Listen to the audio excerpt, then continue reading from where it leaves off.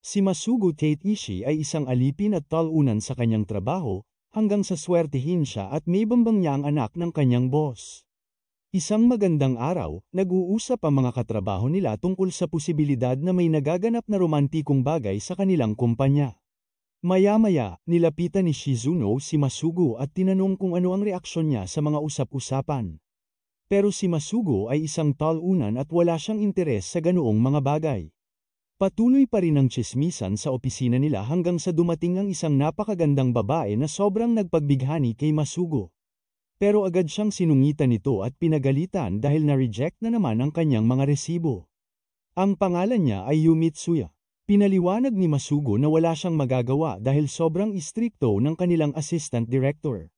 Dahil dito, nagalit si Mitsuya at sinabing, "Isa kang batugan," sabay alis, na nagpatahimik kay Masugo. Napasabi tuloy ang mga katrabaho niya, "Hindi ba sabay kayo nagsimula dito sa trabaho? Napaka-brutal niya talaga. Bakit hindi kayo magkasundo?" Hindi nagsalita si Masugo at seryosong bumalik sa trabaho. Kinagabihan, pag-uwi niya, sinalubong siya ni Mitsuya at sinabing, "Sorry. Acting lang ang kaninang ginawa ko para hindi nila tayo mahalata." Kabado namang sumagot si Masugo, "Sobrang kinabahan ako doon. Akala ko mababasted mo na ako." Pero nag-sorry si Mitsuya at sinabing hindi kasi niya alam kung paano aakto. Lumalabas na silang dalawa pala ang may sekretong relasyon sa kanilang opisina, at ito pa lang ang pangalawang araw nila bilang magkasintahan. Kilala ang dalawa bilang aso't pusa na palaging magkaaway, pero ang totoo, may sekreto silang nararamdaman para sa isa't isa. Simula kahapon, naging magkasintahan na sila. Nag-usap ang dalawa, at tinanong ni Masugo si Mitsuya kung gusto niyang gawing sekreto ang relasyon nila. Sinabi ni Mitsuya na oo, sang-ayon siya.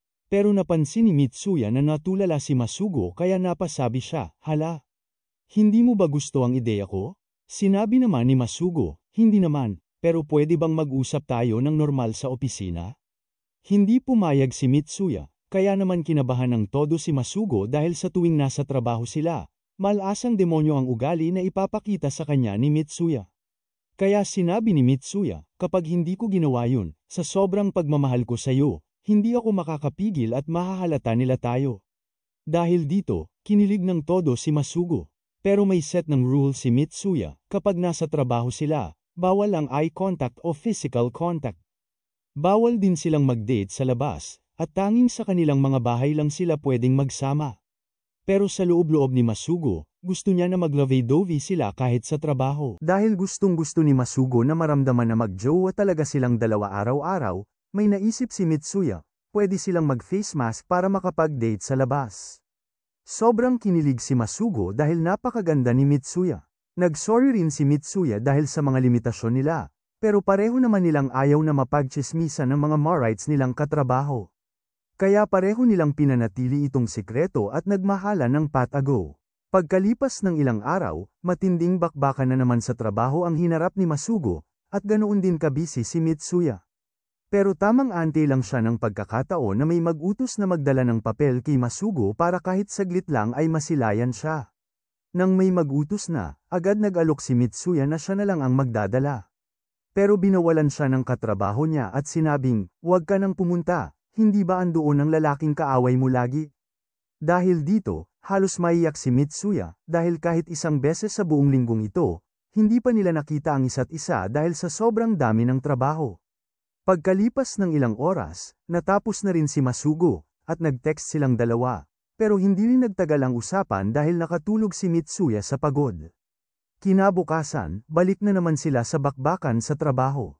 Sobrang stress na si Masugo dahil walang humpay ang trabaho nila, at nawawala na sila ng oras para sa isa't isa.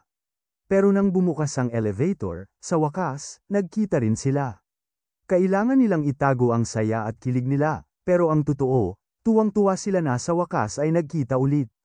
Habang nasa elevator, hindi mapigilan ni Masugo na lalong main love kay Mitsuya, lalo na nang purihin ito ng kanilang direktor. "Hindi ba, Masugo? Ang galing ni Mitsuya." Agad naman kinabahan ang dalawa at muntik nang hindi makontrol ang sarili. Sumang-ayon si Masugo at pinuri rin si Mitsuya, na lalong nagpakilig sa kanya. Napansin ni Masugo na sobrang namumula ang tenga ni Mitsuya, masyado siyang obvious kumilos at magsalita, kaya baka mahalata sila ng kanilang boss. Biglang nagsalita ang boss nila. Kayong dalawa, mukhang sobrang nagkakasundo kayo ah. Akala ko ba magkaaway kayo lagi? Kaya nga nag-aalala ako, dahil dito, agad nagsabi ng kung ano-ano si Mitsuya at biglang sumagot, no way. Isa siyang uhugin at ayoko sa kanya. Maya-maya, napuno ang elevator, kaya nagkaroon ng pagkakataon si Mitsuya na kausapin si Masugo ng pabulong. Gagi, akala ko mahahalata niya tayo kanina. Pinipigilan ni Masugo ang sarili niya, pero napaka-cute ni Mitsuya habang tawag siya ng tawag sa pangalan niya. Pero hindi na nakatiis si Masugo, nilapitan niya ng todo si Mitsuya, na lalong nagpakilig sa kanilang dalawa. Sabay nilang hinawakan ang kamay ng isa't isa at sinamantala ang pagkakataong ito para mag-recharge mula sa nakakapagod na trabaho. Kinagabihan, sa wakas, nagkaroon ulit sila ng oras para sa isa't isa dahil tapos na ang busy hours nila. Pinagplanuhan ng dalawa na mag-date at manood ng movie. Sabay tinanong ni Mitsuya kung ano ang magiging tawagan nila sa isa't isa. Dahil halos isang buwan na silang magkarelasyon. Nag-isip sila ng tamang tawagan, at sobrang kinilig ang isa't isa sa naging desisyon nila. Kinabukasan, nagkita muli ang dalawa, at sobrang nabighani si Masugo sa ganda ni Mitsuya, iba ang style ng buhok nito. Kaya agad niyang sinabi, napakaganda mo. Bagay na bagay sa'yo, Mitsuya. Sobrang namula naman si Mitsuya sa narinig at natulala ng matagal. Kaya tinanong siya ni Masugo, bakit? Doon na nagsalita si Mitsuya. Grabe ka kasi, bigla-bigla ka nalang nagsasalita ng ganyan. Maya-maya, tinawag siya ni Masugo gamit ang bago nilang tawagan. Mahal ko, anong movie gusto mong panoorin? Dahil dito, hingal na hingal si Mitsuya sa sobrang kilig at sinabing, please lang, maawa ka. Pulang-pula si Mitsuya sa sobrang kilig, at dahil sa reaksyon niya, nahawa na rin si Masugo at namula ng todo habang hingal na hingal. Habang nanunood ng movie, napaisip si Masugo, hindi pa sila sanay sa bago nilang tawagan. Sa loob ng 6 na taon nilang magkatrabaho, nasanay silang normal na pangalan lang ang ginagamit nila sa isa't isa. Nagulat si Masugo nang biglang naging intense ang eksena sa movie at napahawak si Mitsuya sa kamay niya. Pagkatapos ng movie, agad siyang inasar ni Masugo. Takot na takot ka, ah.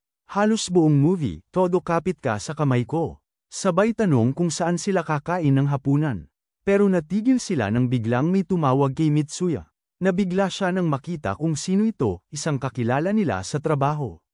Matagal na silang hindi nagkikita, kaya naman sinabi ng lalaki na siya na ang magtitreat kay Mitsuya ng pagkain bilang celebration sa muling pagkikita nila. Napansin din niya si Masugo at binati ito. Ang pangalan niya ay Seiya Sasuke, ang instructor nila noong bagong pasok pa lang sila sa trabaho at senior ni Mitsuya sa university. Sinabi pa niya na sobrang close silang dalawa simula noon pa. Habang kumakain, kahit magkatabi sina Masugo at Mitsuya, patuloy silang nagtitext sa isa't isa. Napansin ito ni Sasuke at napatanong, pero sinabi nilang wala lang. Maya-maya, pinuri ni Sasuke si Mitsuya dahil ang galing nito sa trabaho. Sobrang sumaya si Mitsuya sa narinig, kaya naman seryosong napabulong si Masugo. Wow, masyado ka namang sumaya sa sinabi niyan. Bigla niyang naalala ang dating chismis na bagay sina Mitsuya at Sasuke noon. Usap-usapan pa nga na baka nagkaroon sila ng relasyon dahil sa sobrang close nila. Pero natigil siya sa pag-iisip nang tanungin din siya ni Sasuke at kinamusta ang trabaho niya. Ayos lang, nakakaraos naman kahit mahirap, sagot ni Masugo. Sabay tanong, ano nga palang ginagawa mo dito? Sinabi ni Sasuke na business trip lang nila dito at naiinip siya kaya nanood ng movie. Kinabahan ng dalawa, baka nakita sila sa sinehan. Pero lalo silang kinabahan nang tanungin sila ni Sasuke. Anong movie ang pinanood nyo? Agad na tumanggi ang dalawa habang kabadong-kabado. Sinabi pa ni Sasuke na nagkasalubong lang sila ni Mitsuya sa daan, pero mas kabado si Masugo kaysa kay Mitsuya, halata kasi sa mukha nito ang kaba. At baka mahalata sila. Maya-maya, natapos na rin ang matinding pressure dahil nagpaalam na si Sasuke. Laking ginhawa ng dalawa dahil sa wakas, makakapag-relax na sila. Habang naglalakad, biglang huminto si Mitsuya at nagpasalamat kay Masugo. Dahil dito, nilapitan siya ni Masugo at sinubukang halikan, pero agad siyang pinigilan ni Mitsuya. Baka mahuli tayo dito, bulong ni Mitsuya. Napangiti naman si Masugo at sinabing, oh sige. Ituloy na lang natin sa bahay. Kinabukasan, maganda ang gising ni Masugo, dahil maganda rin ang gabi nilang dalawa ni Mitsuya. Samantala, si Mitsuya naman ay namumula sa sobrang hiya at kaba sa nangyari sa kanila kagabi. Sabay na silang pumasok sa trabaho, at agad na napansin ni Masugo ang suot ni Mitsuya. Okay lang bang pareho pa rin ang damit mo mula kahapon? Tanong niya. Sumimangot si Mitsuya at sinabing, paano? Plano ko sanang umuwi kagabi, pero hindi ako nakauwi dahil sa'yo. Sobrang nahiya si Masugo at agad na bumawi, hoy, ikaw pa nga ang nagsabi na gusto mong dun matulog, kaya hindi ka na umuwi. Napatawa si Mitsuya bago sinabing, ayos lang, may mga damit naman ako sa opisina. Dun na lang ako magpapalit. Pagdating sa train station, naghiwalay sila ng daan. Sa kasamaang palad, nakita si Masugo ng isang katrabaho nila, kaya halos mabaliw siya sa kaba. Pero nang lumapit ang katrabaho, napagtanto niyang hindi naman pala nito napansin na magkasama sila ni Mitsuya.